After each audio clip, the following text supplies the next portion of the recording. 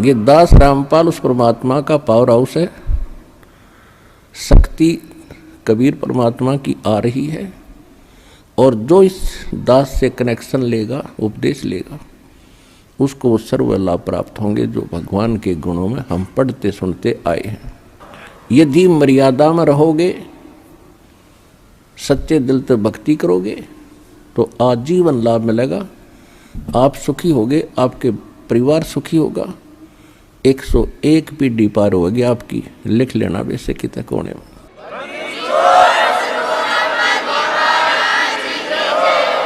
अब हम हिंदू किस लिए कहलाए?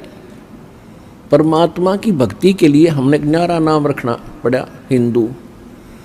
और ईसाई किस आधार से बने? ईसा जी एक धार्मिक व्यक्ति थे, और उन्होंने जो अध्यात्म लेक्चर दिए, ज्ञान दिया, उसके आधार से अन्य साधनाएं छोड़कर उसके अनुयायी बन गए। तो परमात्मा के लिए ही हम अलग से ग्रुप बनते चले गए। उन्हीं में से फिर मुसलमान बने, क्योंकि उस समय यहूदियों में, ईसाइयों में वो भक्ति नहीं रही थी जो ईसा जी निर्देश कर गए थे। तो हजरत मोहम्मद जी के ने जो ज्ञान दिया, जैसा भी उसको प्राप्त था, तो उससे हटकर और कुछ ठीक था, तो हम फिर मुसलमान बने। उसके बाद फिर सिख बने। तो किस लिए बने? हम परमात्मा के लिए ही बढ़ते चले गए। अब हम परमात्मा के लिए ही फिर इकट्ठे होंगे। अब पूरे विश्व को पता चलेगा कि कौन है परमात्मा और क्या है उसकी वास्तविक पूजा। तो सबको भगवान की आवश्यकता है। चाहे कसाई भी है, उसकी भी आत्मा कभी ना कभी अवश्य भगवान की तरफ आकर्षित होती है। और अन्य का तो कहना ही क्या चाहिए। आज को कितना अपने आप को नास्तिक मान बैठा है। जब उसको ये ज्ञान होगा तो विवश होना पड़ेगा उसको। अब नास्तिक क्यों हुए? नास्तिक ऐसे हो गए कि जो साधनाएं हम करते रहे, और जिन गुरुओं के पास हमारे पूर्वज जाते रहे, वो उनको साधनाएं भी और जंतर मंत्र भी और दान धर्म की सारी शिक्षा देते करवाते रहे। उनको फिर भी कष्ट पे कष्ट आते रहे, क्योंकि वो साधनाएं शास्त्र विदिता कर मनमाना आचरण था। जिस कारण से धीरे धीरे ये होने लगा कि भगवान कहीं नहीं है, क्योंकि भगवान से मिलने वाली राहत हमें विधि मिली है कोई नहीं। अब जैसे बिजली के गुणों में लिखा है कि पंखे चलाती है, पानी निकाल देती है, अंधेरे को उजाले में बदल देती है, और जिस किसी ने कनेक्शन गलत ले रखा हो, किसी नकली है, फिटिंग भी करवा रखी है, सभी पंखे और ट्यूब भी लगा रखी है, और कनेक्शन दे रखा है वो पीछे कनेक्टेड नहीं है, जिससे वो पावर हाउस मान के जहाँ से कनेक्शन ले रखा है उसका आगे कनेक्शन नहीं है, वो नकली पावर हाउस है। उससे कनेक्शन लेकर के वो गुण प्राप्त नहीं किए जा सकते जो बिजली के अंदर हैं। तो जिस कारण से सब ने अपनी फिटिंग फैटिंग पाड़ दी, अब कोई फायदा नहीं है, सब बकवास है। तो बिजली के गुण तो उस दिन भी वही थे, आज भी वही है, और इसी प्रकार परमात्मा के गुण पहले भी वही थे, आज भी वही हैं। ये जितने भी संत वर्तमान के हैं, इनके पास वो कनेक्शन नहीं है, उस परमात्मा से कनेक्टेड नहीं है, उस परमात्मा की पावर उनके पास नहीं है। एक संत जो है चलता फिरता पावर हाउस होता है, और पावर हाउस के अंदर थर्मल प्लांट से कनेक्शन होता है। तो उस पावर हाउस से जो कनेक्शन लेता है तो सबके वो काम बिजली करती है, यदि वो रेगुलर उनका बिल भरता रहेगा, जो बिजली के गुणों में हम सुना करते थे। ठीक इसी प्रकार ये जितने भी वर्तमान में संत थे, आज वो कितने महिमा वाले आपने दिखते हो, और चाहे उनके भले करोड़ों उनके शिष्य हों, वह शिष्य क्या, शिष्य तो उनको देवता मानकर बैठ गए आंख बंद करके, उनको खुद मालूम नहीं तुम कर क्या रहे हो। तो उनके पास वो कनेक्शन नहीं है थर्मल प्लांट से, यानी पूर्ण परमात्मा से, जिस कारण से सभी वो साधना भी करते दिखते हैं पर लाभ कति नहीं।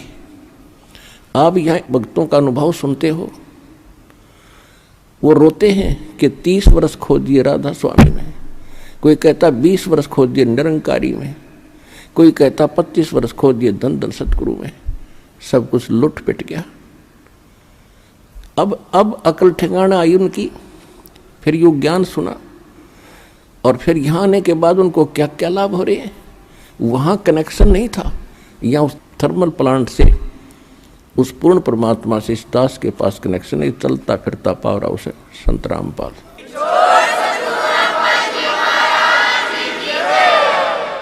ये दास रामपाल उस परमात्मा का पावर हाउस है। शक्ति कबीर परमात्मा की आ रही है, और जो इस दास से कनेक्शन लेगा, उपदेश लेगा, उसको सर्व लाभ प्राप्त होंगे जो भगवान के गुणों में हम पढ़ते सुनते आए हैं। यदि मर्यादा में रहोगे, सच्चे दिल से भक्ति करोगे, तो आजीवन लाभ मिलेगा। आप सुखी होगे, आपके परिवार सुखी होगा, 101 पीढ़ी पार होगी आपकी। लिख लेना वैसे कितने कोने में।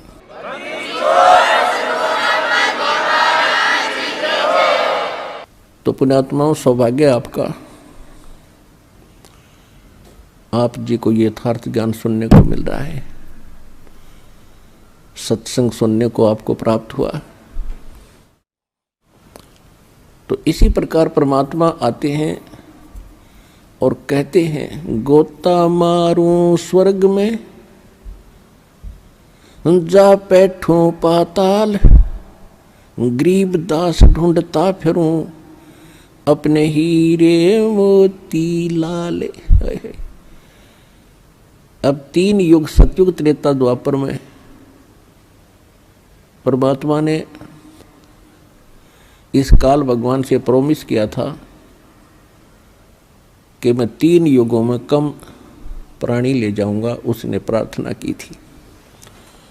और चौथा युग जब कलयुग आवे, काल ने कहा था कि हे परमात्मा, चौथे युग कलयुग में आप कितने प्राणी ले जाइए। तो परमात्मा ने कहा था ठीक है, मैं चौथे युग में ले जाऊंगा, 3 युग तेरे लिए छोड़ दिए।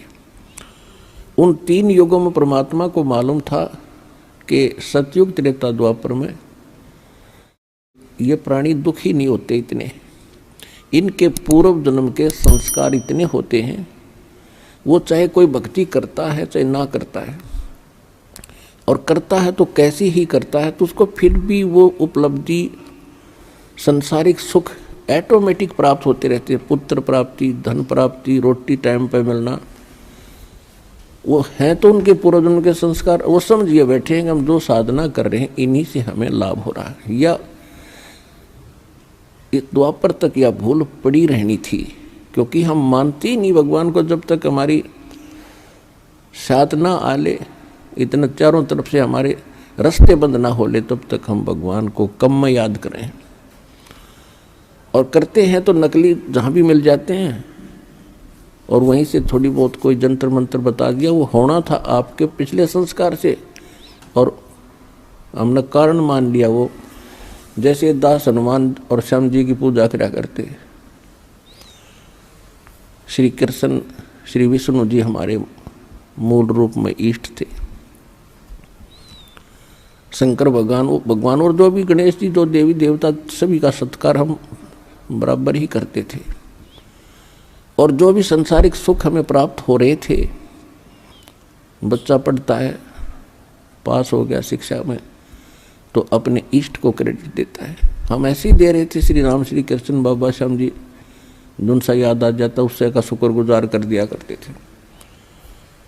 फिर सर्विस प्राप्त हुई तो भी उन्हीं को निमित्त बनाया, संतान हुई, पुत्र पुत्री हुई, तो वो भी इन्हीं भगवानों को क्रेडिट दिया कि इनकी दया से हुआ। अब पता चला परमात्मा के तत्व ज्ञान के दीपक से, रोशनी से, कि तब तक तो हमारा संस्कार यानी प्रारब्ध ही फल रहा था। जो हमें मिलना था वो पूर्व निर्धारित था। और हमने ऐसा भी देखा जो कति भगवान के निकट भी नहीं, वो हमसे भी सुखी थे। शराब पीना, बकवाद करना, सारा दिन अटपट करके ताश खेलना, और वो और भी सुखी थे। तो उनका पिछला ही संस्कार प्रारब्ध ही फल रहा था। और अब पता चला परमात्मा के ज्ञान से कि ये ब्रह्मा विष्णु महेश हमारे संस्कार में परिवर्तन नहीं कर सकते।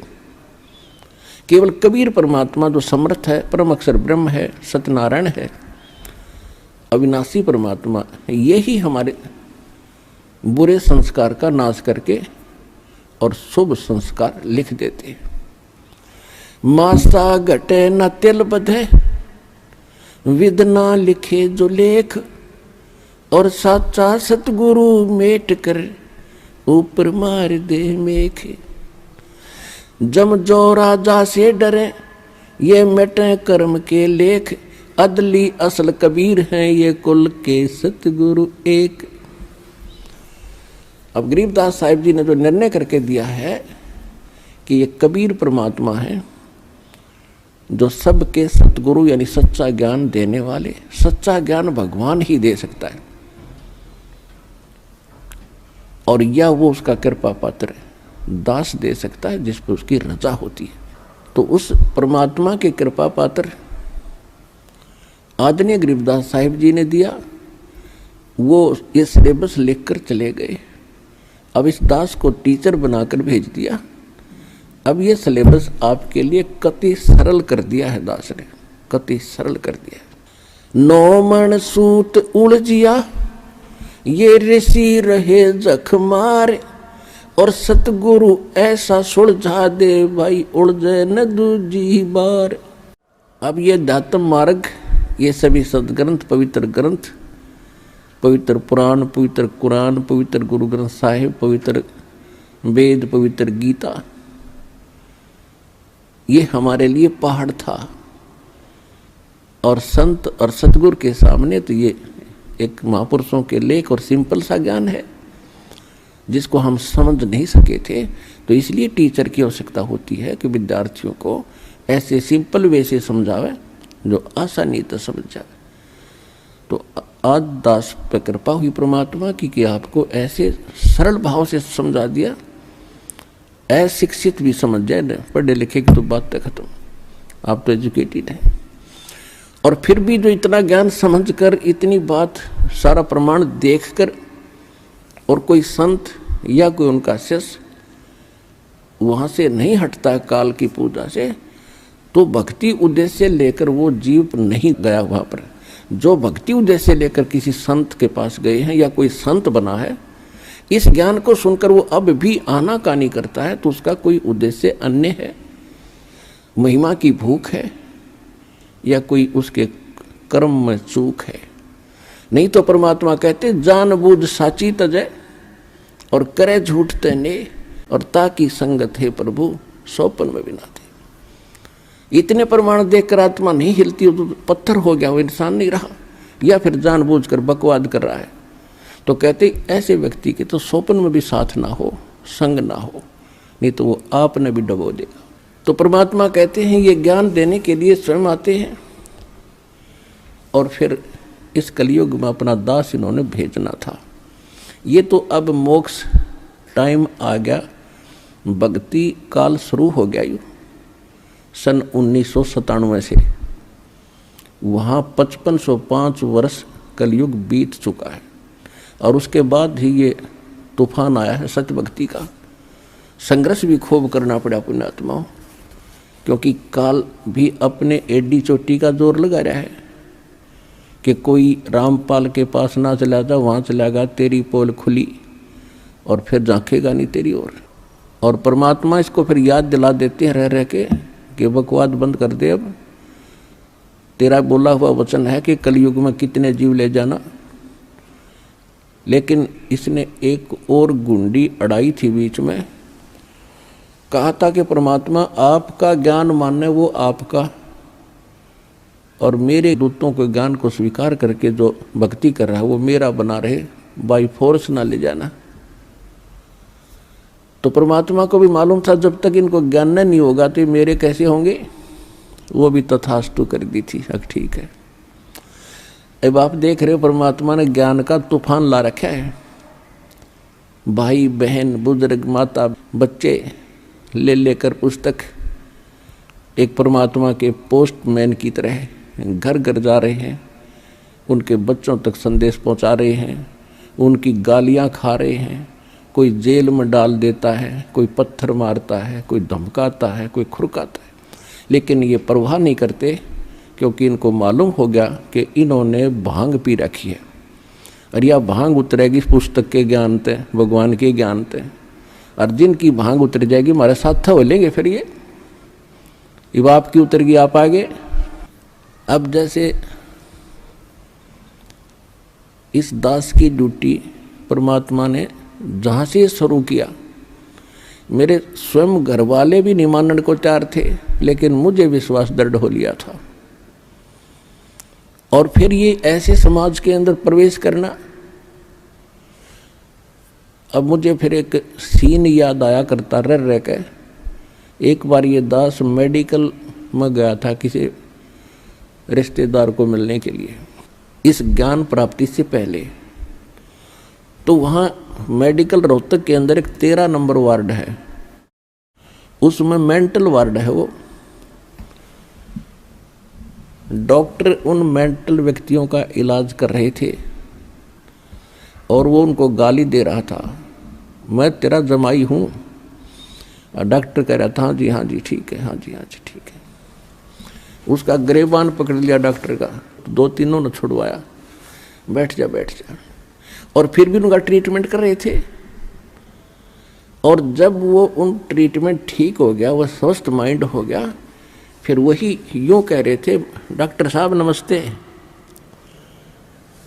तो दास की ड्यूटी पागल वार्ड में ला रखी है। अब जिस भी गांव नगर में गया, दास ने यो ज्ञान सुनाया, नु का मारो डले, यो कहाँ से आ गया है, देवता नहीं पूजन देता, हमारे श्राद्धों को भी मना करता है, पत्थर मारो, ये करो। और अब जब उनको ज्ञान हुआ, जब तो मुझे गाली दे रहे थे और अब कहते हैं सत्साहिब गुरु जी, सत्साहिब गुरु जी, निहाल कर दिए, जीवन नाश हो गया था।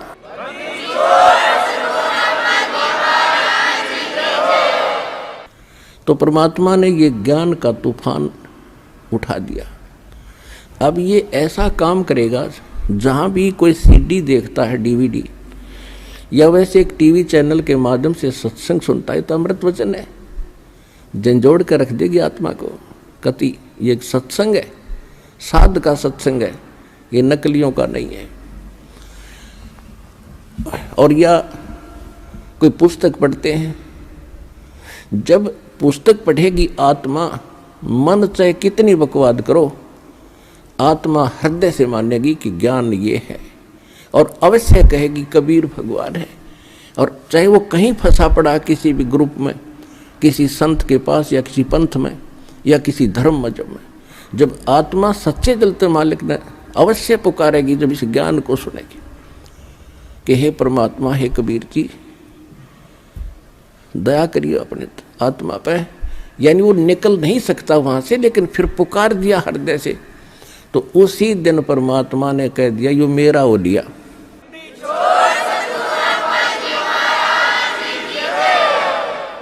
फिर काल को पकड़ कर बाजू से दूर कर देता, दूर हो जाए, यो मेरा हो गया, अब मेरे ज्ञान को स्वीकार कर लिया। बेशक वो कितने दिन फिर वहां रहे, आएगा एक दिन, मालिक लाओगा, कुछ भी कारण बनावे। तो इस प्रकार परमात्मा ने कहा था कि तेरा ज्ञान सुनेगा वो तेरा, और मेरा मानेगा फिर उसके निकट मत आ जाइए। तो इस प्रकार ये परमात्मा का ज्ञान पूरे विश्व में फैलेगा।